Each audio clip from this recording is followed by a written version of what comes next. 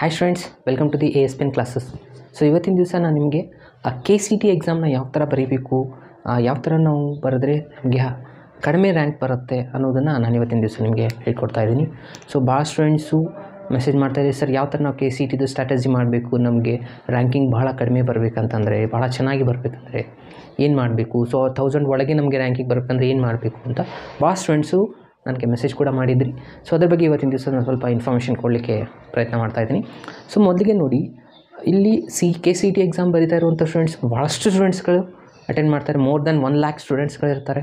So ಅದರಲ್ಲಿ ನೀವು ಚೆನ್ನಾಗಿ ಎಕ್ಸಾಮ್ ಬರೆದ್ಮೇಲೆ ರ್ಯಾಂಕಿಂಗು ಭಾಳ ಕಡಿಮೆ ಬರಬೇಕು ಅಂದರೆ 1000 ಒಳಗಡೆ ಬರಬೇಕು ಅಂತಂದರೆ ಅದಕ್ಕೆ ಭಾಳಷ್ಟು ಹಾರ್ಡ್ ವರ್ಕ್ ಮಾಡಬೇಕಾಗತ್ತೆ. ಕರೆಕ್ಟಾ?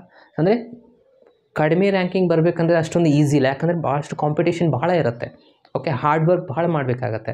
ಓಕೆ, ಸೊ ಹಾರ್ಡ್ ವರ್ಕ್ ಮಾಡಬೇಕಂದ್ರೆ ಅದ್ರ ಜೊತೆಗೆ ಸ್ವಲ್ಪ ಸ್ಯಾಕ್ರಿಫೈಸು ಮಾಡಬೇಕಾಗತ್ತೆ. ಸೊ ಯಾವುದೆಲ್ಲ ಅಂತ ಅದು ಆಲ್ರೆಡಿ ನಿಮಗೆ ಗೊತ್ತಿದೆ. ಸೊ ಜಾಸ್ತಿ ಟೈಮು ಸ್ಟಡಿ ಒಳಗೆ ಸ್ಪೆಂಡ್ ಮಾಡಬೇಕಾಗತ್ತೆ.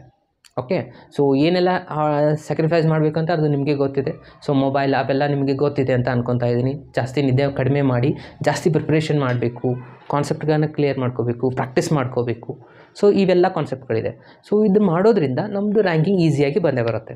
ಸೊ ಅದರಲ್ಲಿ ಮೇನ್ ಇಂಪಾರ್ಟೆಂಟು ನಾವು KCTನ ಯಾವ ಥರ ನಾವು ಪ್ರಿಪ್ರೇಷನ್ ಮಾಡಬೇಕು, ಯಾಕಂದರೆ ಇಲ್ಲಿ ಮಲ್ಟಿಪಲ್ ಚಾಯ್ಸ್ ಕ್ವಶನ್ಸ್ಗಳಿರುತ್ತೆ. ಕರೆಕ್ಟಾ? ಸೊ ಮಲ್ಟಿಪಲ್ ಚಾಯ್ಸ್ ಕ್ವಶನ್ ಇದ್ದಾಗ ನಾವು ಯಾವ ಥರ ಫಾಸ್ಟಾಗಿ ಸಾಲ್ವ್ ಮಾಡಿ ಆನ್ಸರ್ನ ಫೈಂಡ್ ಮಾಡಬೇಕು ಅನ್ನೋದು ಇರುತ್ತೆ. ಕರೆಕ್ಟಾ? ಸೊ ಮೊದಲನೇದಾಗಿ ನಮ್ಮದು, ನಾನು ಇದನ್ನು ಹೇಳೋದಿಲ್ಲ, ಓಕೆ ನೀವು ಮೊದಲಿಗೆ ಮ್ಯಾಥಮೆಟಿಕ್ಸ್ ಮಾಡಿ, ಆಮೇಲೆ ಫಿಸಿಕ್ಸ್ ಮಾಡಿ, ಆಮೇಲೆ ಕೆಮಿಸ್ಟ್ರಿ ಮಾಡಿ. ಸೊ ಅದು ನಿಮ್ಮ ಚಾಯ್ಸ್ ಇರುತ್ತೆ. ಸೊ ನೀವು ಯಾವುದೇ ಪ್ರಕಾರ ಪ್ರಿಪ್ರೇಷನ್ ಮಾಡ್ತೀರಾ ಅದು ನಿಮಗೆ ಬಿಟ್ಟಿದ್ದು. ನಾನು ಹೇಳೋದಿಲ್ಲ ಇದನ್ನು 1 ವೀಕ್ ಮ್ಯಾಥ್ಸ್ ಮಾಡಿ, 1 ವೀಕ್ ಫಿಸಿಕ್ಸ್ ಮಾಡಿ. ಒಬ್ಬೊಬ್ರದ್ದು ಒಂದೊಂದು ಡಿಫ್ರೆಂಟ್ ಸ್ಟೈಲ್ ಇರುತ್ತೆ. ಓಕೆ, ಸೊ ಯಾವುದೇ ಥರನಾದ ಮೆಥಡ್ನ ನೀವು ಫಾಲೋ ಮಾಡಿ, ಬಟ್ ಒಂದು ಮೊದಲನೇ ನೆನಪಿನಲ್ಲಿ ಇಟ್ಕೊಳ್ಳಿ, ಎಲ್ಲ ಸಬ್ಜೆಕ್ಟುಗಳಿಗೂ ಈಕ್ವಲ್ ಪ್ರಿಫರೆನ್ಸ್ ಕೊಡಬೇಕಾಗತ್ತೆ. ನೀವು ಬರೀ ಮ್ಯಾಥಮೆಟಿಕ್ಸ್ ಈಸಿ ಇದೆ, ಸೊ ಮ್ಯಾಥಮೆಟಿಕ್ಸ್ ಮಾತ್ರ ನಾನು ಪ್ರಿಪರೇಷನ್ ಮಾಡ್ತೀನಿ ಅಂದರೆ ಒಂದು ಯಾವುದೇ ಸಬ್ಜೆಕ್ಟ್ ನೀವು ಹಿಂದೆ ಬಿದ್ದರೆ ಅಂದರೆ ಮತ್ತೆ ನಿಮ್ಮ ರ್ಯಾಂಕಿಂಗ್ ಭಾಳ ದೂರ ಹೋಗಿಬಿಡುತ್ತೆ. ಓಕೆ, ಸೊ ಯಾಕಂದರೆ ಭಾಳಷ್ಟು ಸ್ಟೂಡೆಂಟ್ಸ್ ಎಕ್ಸಾಮ್ ಬರೀತಾ ಇರ್ತಾರೆ.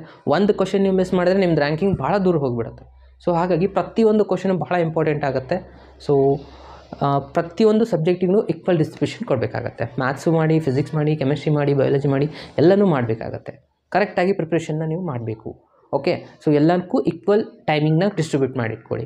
ಅದು ನಿಮಗೆ ಬಿಟ್ಟಿದ್ದು, ಯಾವುದು ಮ್ಯಾಥ್ಸ್ ಫಸ್ಟ್ ಮಾಡ್ತೀರಾ, ಯಾವ್ದು ಮಾಡ್ತೀರಾ ಅನ್ನೋದು ನಿಮಗೆ ಬಿಟ್ಟಿರೋದು. ಬಟ್ ನೀವು ಕರೆಕ್ಟ್ ಪ್ಲ್ಯಾನ್ ನೀವೇ ಮಾಡ್ಕೋಬೇಕಾಗತ್ತೆ, ಯಾಕಂದರೆ ನಿಮ್ಮ ಚಾಯ್ಸ್ ಪ್ರಕಾರ ಹೋಗುತ್ತೆ.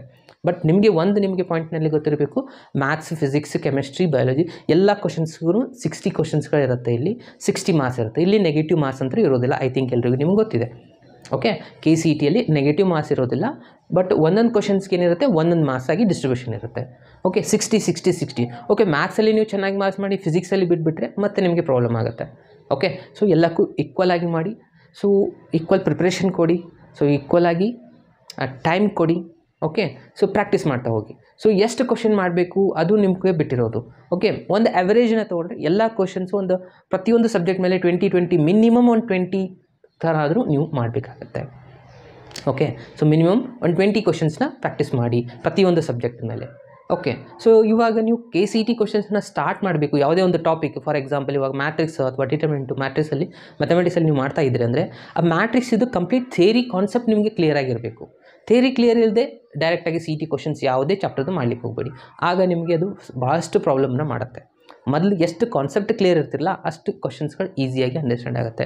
ಭಾಳ ಸ್ಟೂಡೆಂಟ್ಸು ಥಿಯರಿ ಕಾನ್ಸೆಪ್ಟೇ ಕ್ಲಿಯರ್ ಇಲ್ಲದೆ direct questions CT question attempt ಮಾಡೋಕ್ಕೆ ಹೋಗ್ತೀರಾ. ಆಗ ಅದು ಕಾನ್ಸೆಪ್ಟೇ ಕ್ಲಿಯರ್ ಆಗೋದಿಲ್ಲ. ಹಾಗೆ ನೀವು ಅದನ್ನು ಬೇಜಾರು ಬಂದು ಬಿಟ್ಬಿಡ್ತೀರಾ. ಸೊ ಈ ಥರ ಆಗುತ್ತೆ, ಚಾನ್ಸಸ್ಗಳಿರುತ್ತೆ. ಮೊದಲು ಥಿಯರಿ ಪ್ರಿಪ್ರೇಷನ್ ಮಾಡ್ಕೊಳ್ಳಿ. ನಿಮ್ಮದೇ ಆದಂಥ ಒಂದು ಓನ್ ನೋಟ್ಸ್ನ ಮಾಡಿಟ್ಕೊಳ್ಳಿ. ಓಕೆ, ಸೊ ಅದೇ ಥರನಾಗಿ ಒಂದಿಷ್ಟು ಫಾರ್ಮುಲಾ ಲಿಸ್ಟ್ಗಳನ್ನ ಮಾಡಿಟ್ಕೊಳ್ಳಿ. ಸೊ ಎಲ್ಲ ಒಂದೊಂದು ಚಾಪ್ಟರ್ದು ಏನಾದರೂ ಇಂಪಾರ್ಟೆಂಟ್ ಪಾಯಿಂಟ್ಸ್ ಇದ್ದರೆ ಅದನ್ನು ಶಾರ್ಟ್ ನೋಟಲ್ಲಿ ಬರೀಬೇಕು. ಯಾವುದೇ ಇಂಪಾರ್ಟೆಂಟ್ ಫಾರ್ಮುಲಾಸ್ಗಳಿರುತ್ತೆ, ಡಿಫ್ರೆನ್ಷಿಯೇಷನ್ದು ಫಾರ್ಮುಲಾಸ್ಗಳಿರುತ್ತೆ. ಓಕೆ, ಸೊ ಯಾವ್ಯಾವುದು ಇಂಪಾರ್ಟೆಂಟ್ ಅನ್ನಿಸ್ತಾ ಅದೊಂದು ಶಾರ್ಟ್ ನೋಟ್ಸ್, ಅದು ನಿಮ್ಮದೇ ನೋಟ್ಸ್ ಇರಬೇಕು. ಓಕೆ, ಮತ್ತೊಬ್ಬರು ಮಾಡಿರೋ ನೋಟ್ಸ್ನ ರೆಫರ್ ಮಾಡಿದರೆ ಅದು ನಿಮಗೆ ಕಂಫರ್ಟೇಬಲ್ ಇರೋದಿಲ್ಲ. ಯಾವಾಗ ನೀವು ಓನ್ ಮಾಡ್ತಿರಲ್ಲ ಅದು ಪರ್ಫೆಕ್ಟಾಗಿ ಇರುತ್ತೆ. ಸೊ ನಿಮಗದು ಯಾವಾಗೇ ನೋಡಿದರೂ ಈಸಿಯಾಗಿ ನಿಮಗೆ ಕಂಫರ್ಟೇಬಲ್ ಇರುತ್ತೆ ಪ್ರಾಕ್ಟೀಸ್ ಮಾಡಲಿಕ್ಕೆ. ಓಕೆ, ಆಮೇಲೆ ಇಲ್ಲಿ ಯಾವುದೇ ಥರನಾಗಿ ಬ್ಯಾಟ್ನ ಮಾಡಲಿಕ್ಕೆ ಹೋಗಬೇಡಿ. ಯಾವುದೇ ಒಂದು ಕಾನ್ಸೆಪ್ಟ್ ಇರಲಿ, ಯಾವುದೇ ಒಂದು ಆನ್ಸರ್ಸ್ನ ಬ್ಯಾಟ್ ಮಾಡಿದರೆ ಸೊ ಅದು ಯಾವಾಗಲೂ ನೆನಪಿನಲ್ಲಿ ಇರೋದಿಲ್ಲ ಎಕ್ಸಾಮಲ್ಲಿ. ಯಾಕಂದರೆ ಮೊದಲೇ ಎಕ್ಸಾಮಲ್ಲಿ ಟೆನ್ಷನಲ್ಲಿ ನೀವು ಅದನ್ನು ಮರೆತು ಬಿಡ್ತೀರಾ. ಹಾಗೆ ಮಿಸ್ ಆಗಿ ಬೇರೆ ಆಪ್ಷನ್ನ ಮಾರ್ಕ್ ಮಾಡುವಂಥ ಚಾನ್ಸಸ್ ಭಾಳ ಇರುತ್ತೆ. ಓಕೆ. ಸೊ ಇವೆಲ್ಲನೂ ನೆನಪಿನಲ್ಲಿ ಇಟ್ಕೋಬೇಕಾಗತ್ತೆ. ಸೊ ಈ ಥರ ಒಂದು ಪ್ರಿಪ್ರೇಷನ್ ಮಾಡಬೇಕು. ಒಂದು ಫಸ್ಟು ಫಾರ್ಮುಲಾ ಲಿಸ್ಟ್ ಮಾಡಿ ಇಟ್ಕೊಳ್ಳಿ.